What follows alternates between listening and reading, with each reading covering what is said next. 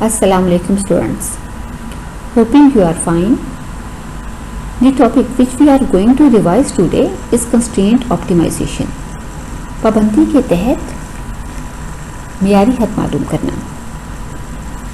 Optimisation का concept हम पहले भी पढ़ चुके हैं।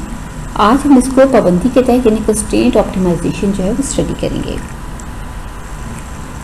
ऑप्टिमाइजेशन या ऑप्टिमम वैल्यू कैलकुलेट करना।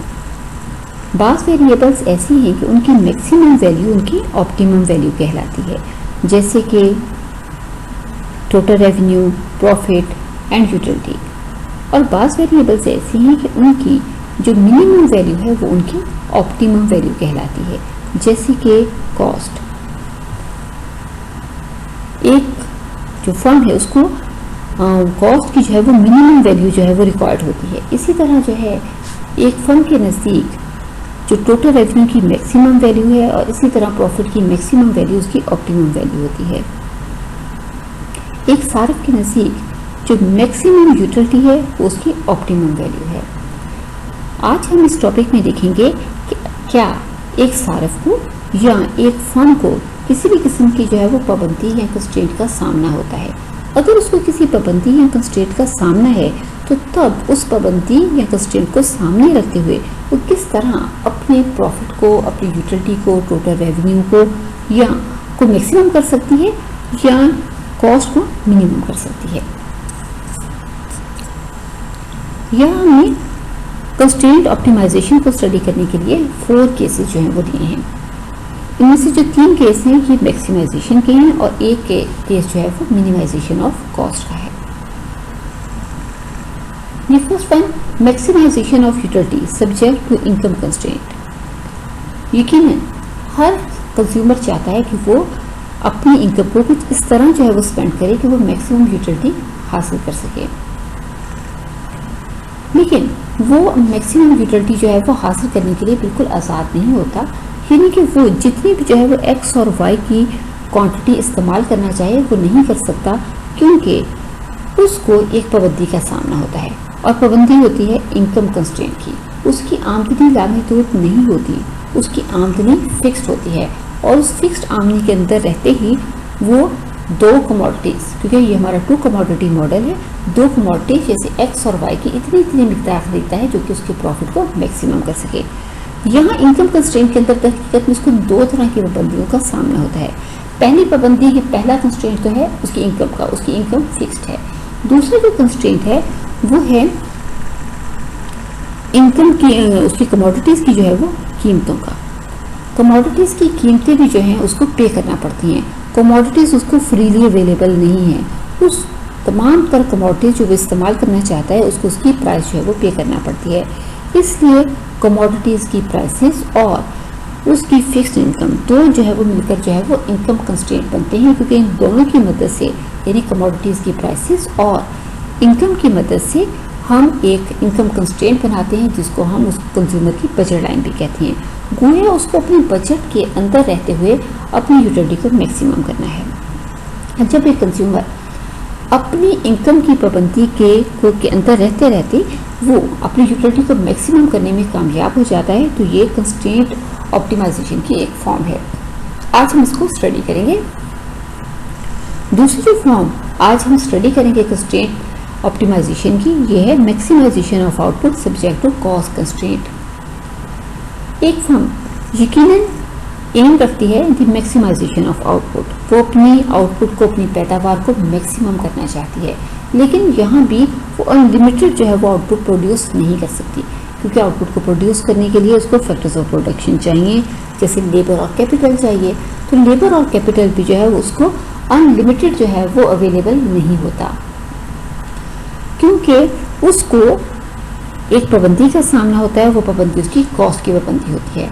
उसके पास कॉस्ट आउटलेट थोड़ा होता है, उसके पास बहुत ज़्यादा अनलिमिटेड बजट नहीं होता। चूँकि उसके पास जो है वो बजट या कॉस्ट कम होती है, इसलिए वो एक स्पेसिफिक अमाउंट पे ही जो है वो लेबर और कैपिटल जो है वो इम्प्लाई कर सकती है। अब जब उसको एक कॉस्ट कंस्ट्रेंट का सामना है, यहाँ भी उसका कॉस्ट कंस्ट्रेंट जो है वो 2 फैक्टर से जो है वो मिलकर बनेगा। एक तरफ तो जो है उसके पास जितना जो है वो बजट मौजूद है जिसको वो अपनी फर्म की प्रोडक्शन के लिए जो है वो लगाना चाह रही है।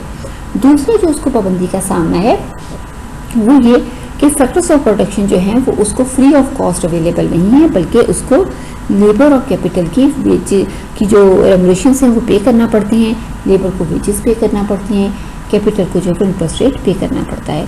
इस तरह जो है उसको दो पाबंदियों का जो है वो सामना है, जो कि मिलकर जो है वो कॉस्ट कंस्ट्रेंट बनेंगे।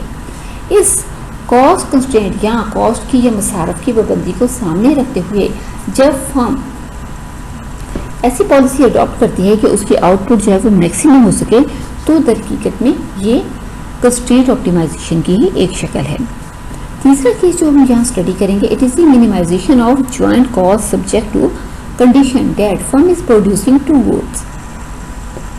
ये एक ऐसी सिचुएशन है जिसमें फर्म जो है वो मल्टी प्रोडक्ट फर्म है। फर्म टू कमोडिटीज प्रोड्यूस कर रही है, जैसे कि फॉर एग्जांपल एक्स और वाई टू कमोडिटीज प्रोड्यूस कर रही है। अब जाहिर है कि दो कमोडिटीज हैं, वो मल्टी प्रोडक्ट फर्म है, उसको दोनों कमोडिटीज को इकट्ठे प्रोड्यूस करना है, इसलिए जो है उसकी कॉस्ट भी जो है दोनों कमोडिटीज की वो ज्वाइंट कॉस्ट होती है। वो अपनी ज्वाइंट कॉस्ट को किस तरह मिनिमम कर सकती है, जबकि फर्म को जो है वो दो कमोडिटीज प्रोड्यूस करनी है और ये दोनों कमोडिटीज की जो है वो अमाउंट जो है वो फिक्स है, लेकिन जैसे उसे बताया जाता है कि एक्स और वाई की दोनों की मिलकर उसको इतनी अमाउंट जो है वो प्रोड्यूस करनी है। ऐसी सूरत हाल में जब उसका दोनों कमोडिटीज का प्रोडक्शन लेवल फिक्स होता है और ये प्रोडक्शन लेवल उसके लिए कंस्ट्रेंट का एक पाबंदी का काम करता है कि वो इससे ज़्यादा या कम प्रोड्यूस ही नहीं कर सकती। और ये कैसे, इंशाल्लाह हम इसको जो है इसके केस में जब जाएंगे तो हम इसको एग्जांपल्स के साथ देखेंगे कि कैसे एक फर्म की आउटपुट भी बाज़-औक़ात फिक्स हो जाती है और फिर इस फिक्स्ड आउटपुट के कंस्ट्रेंट को सामने रखते हुए किस तरह वो अपनी कॉस्ट को मिनिमम करने में कामयाब हो जाती है। जब अपनी कॉस्ट को ऐसी सिचुएशन में मिनिमम करने में कामयाब हो जाती है, it is known as the constraint optimisation. Constraint optimisation की यान last example, maximisation of profit subject to the condition that the firm is producing two goods. यहाँ भी हमारी फर्म जो है वो मल्टी प्रोडक्ट फर्म है, टू कमोडिटीज प्रोड्यूस कर रही है। अगर फर्म टू कमोडिटीज प्रोड्यूस करे और उनकी अमाउंट फिक्स हो, यानी दोनों कमोडिटीज की मिलकर उसको टोटल इतनी अमाउंट प्रोड्यूस करनी है, ये हो सकता है कि वो एक ही अमाउंट को बढ़ाए दूसरी की कम कर दे, लेकिन बहरहाल दोनों की अमाउंट का जो समेशन है वो उसके लिए फिक्स है। ऐसी सूरत हाल में वो अपने प्रॉफिट को किस तरह जो है वो मैक्सिमम कर सकती है। और जब फर्म दोनों कमोडिटीज की एक फिक्स्ड अमाउंट के कंस्ट्रेंट या पाबंदी को सामने रखते हुए अपने प्रॉफिट को मैक्सिमम करने में कामयाब हो जाती है, तो दर हकीकत में ये हमारा कंस्ट्रेंट ऑप्टिमाइजेशन जो है वो कहलाता है। जिस हम आज सबसे पहले जो है फर्स्ट जो है केस इसमें स्टडी करेंगे, it is the maximisation of utility subject to income constraint. Here is the maximisation of utility subject to income constraint, यानी आमदनी की पाबंदी के तहत अफादे को ज़्यादा से ज़्यादा करना।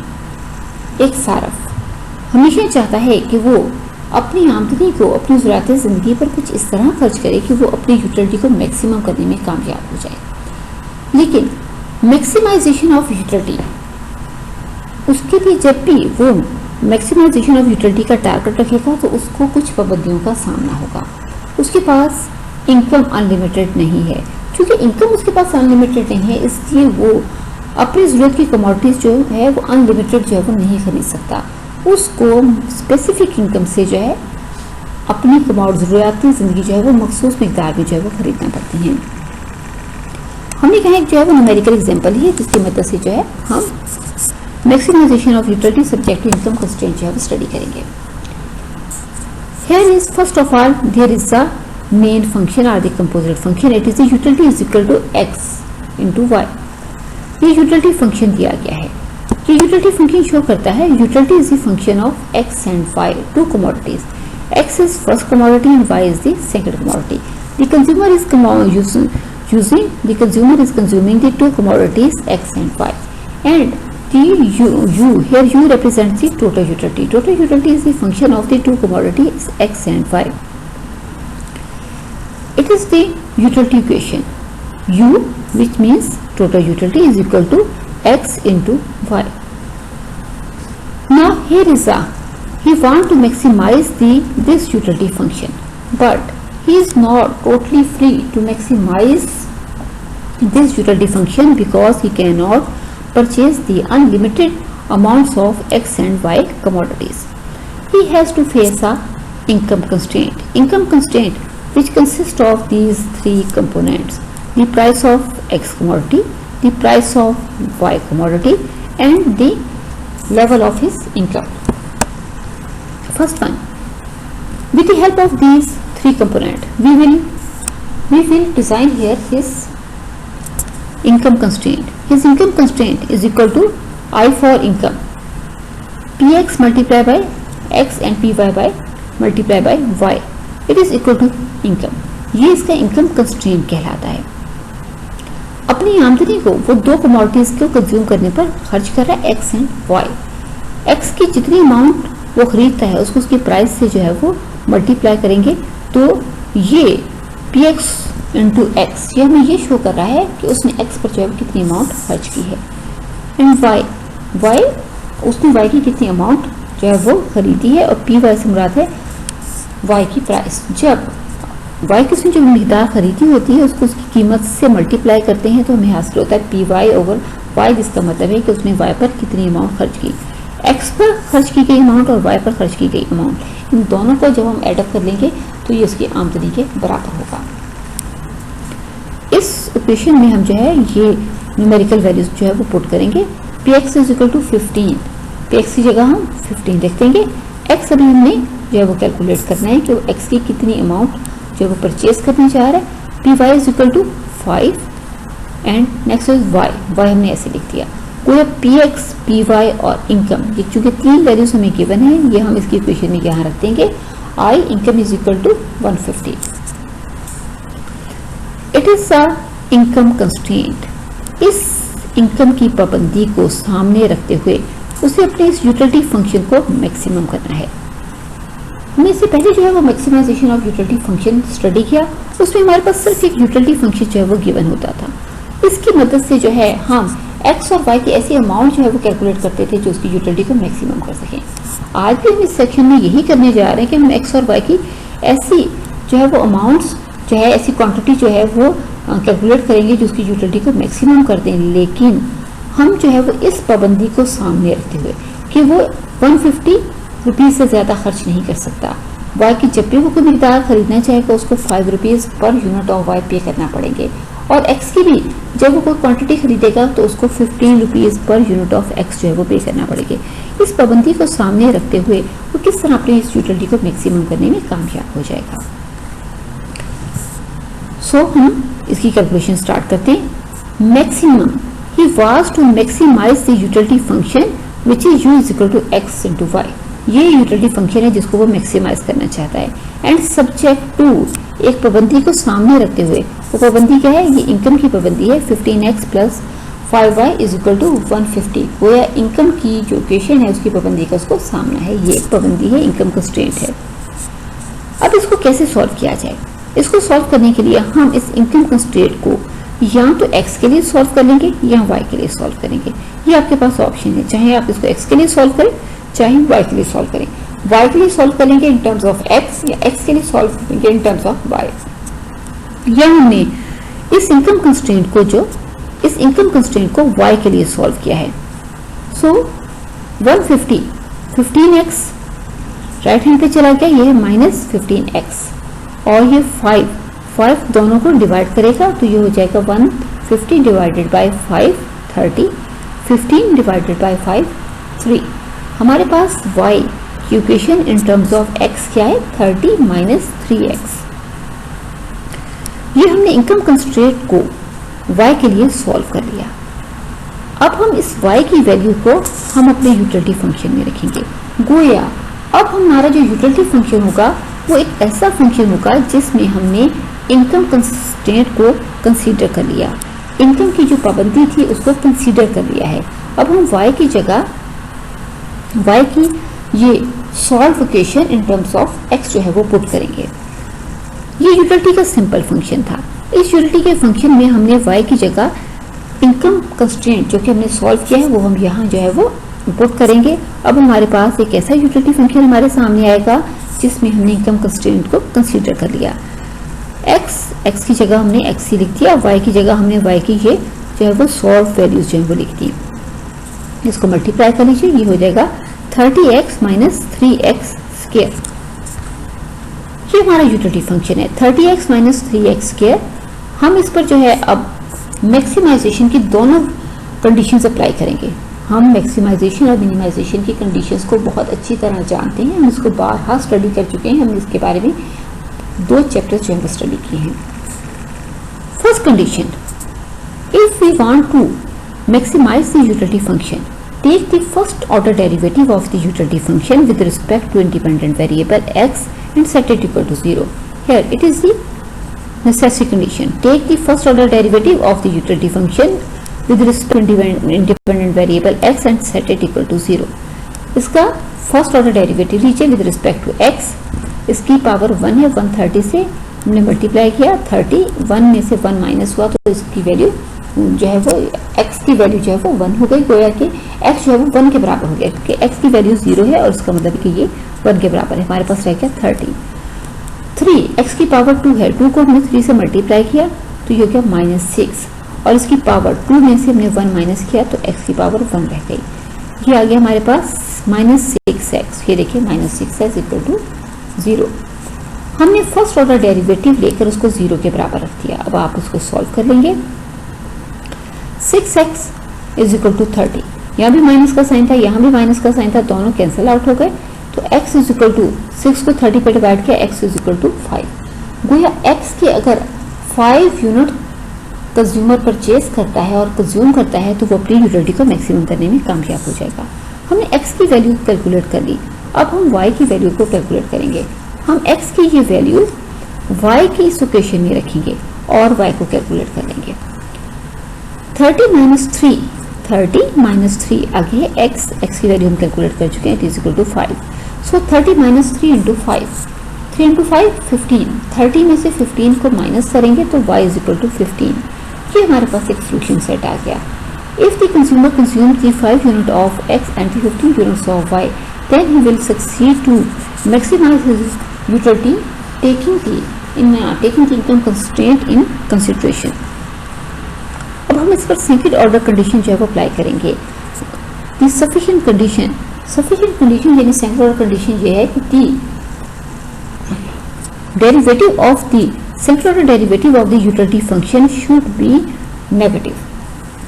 ये इसकी सफिशिएंट कंडीशन है कि सेकंड ऑर्डर डेरिवेटिव जो है वो नेगेटिव होना चाहिए।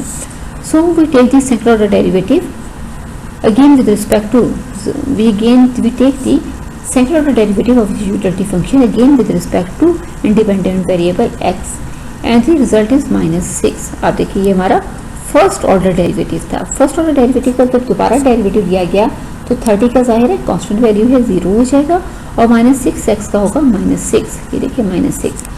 वो हमारे यहाँ पर नेसेसरी और सफिशिएंट कंडीशन दोनों जो है वो पूरी हो जाती हैं। सफिशिएंट कंडीशन की यूटिलिटी फंक्शन का जो सेकंड ऑर्डर डेरिवेटिव है वो नेगेटिव होना चाहिए, तो यहाँ देखिए नेगेटिव है। और आपने कुछ वैल्यूज को कैलकुलेट कर ली, जैसे कि x की अगर 5 और y की 15 यूनिट्स कंज्यूम करता है तो वो अपनी यूटिलिटी को मैक्सिमम करने में कामयाब हो जाता है।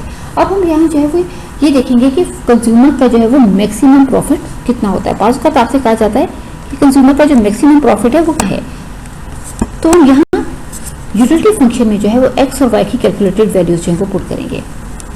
x बराबर है 5 के और y बराबर है 15 के। 5 को 15 से मल्टीप्लाई करेंगे तो यूटिलिटी इज इक्वल टू 75। कोई अगर कंज्यूमर x के 5 और y के 15 यूनिट यूज करता है तो वो यूटिलिटी को मैक्सिमम करने में कामयाब हो जाएगा और वो मैक्सिमम यूटिलिटी कितनी होगी 75 यूनिट्स। अब यहाँ पर हम ये भी प्रूव कर सकते हैं कि यहाँ पर इसका जो है वो फार्मूला जो है वो भी जो है वो पूरी तरह अप्लाई किया जा सकता है। फार्मूला जो हमने पढ़ा था कि कंज्यूमर की जो यूटिलिटी को अगर वो मैक्सिमम करना चाहे तो उसके लिए हमें जो फार्मूला गिवन था वो है margin utility of x divided by P X should be equal to margin utility of y divided by P Y. MUX P X और पी वाई तो हमें गिवन है, P X is equal to 15 and P Y is equal to 5। MUX calculate करते हैं margin utility of x। जानते हैं margin utility कैसे calculate की जाती है, ये टोटल यूटिलिटी का डेरिवेटिव है। ये है हमारे पास टोटल यूटिलिटी का फंक्शन।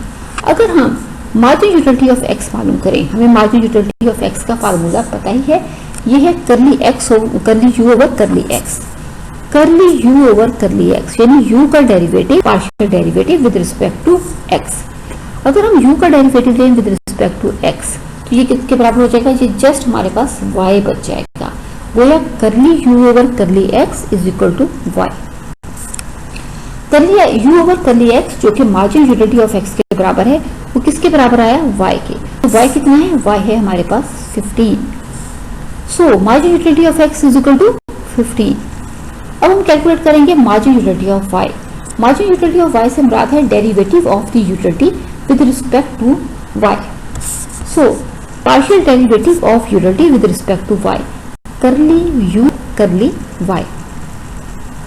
अगर हम u का पार्शियल डेरिवेटिव लेके विद रिस्पेक्ट टू y तो ये किसके बराबर होगा, x के। तो x क्या है, x बराबर है 5 के। इसका मतलब हो margin utility of y is equal to 5। ये देखिए मैं यहाँ 5 लिख दिया। मार्जिन यूटिलिटी ऑफ x हम जानते हैं, अभी हमने कैलकुलेट 15, px कितना है, वो है 15। मार्जिन यूटिलिटी ऑफ y अभी हमने कैलकुलेट की, वो है 5 और py कितना है, py है भी है 5। 15 over 15 divided by is equal to 5 over 5, दोनों का रिजल्ट कितना होगा 1। गोया कि यहाँ हम ये प्रूव कर सकते हैं कि इसकी मदद से, इस सारी न्यूमेरिकल मदद से अगर हम इसको फार्मूले में जो है वो पुट करें तो हम देखते हैं कि यहाँ दोनों कमोडिटीज की मार्जिन यूटिलिटी और प्राइस की रेशियो एक दूसरे के बराबर है, यानी कि दोनों ही जो है वो 1 है।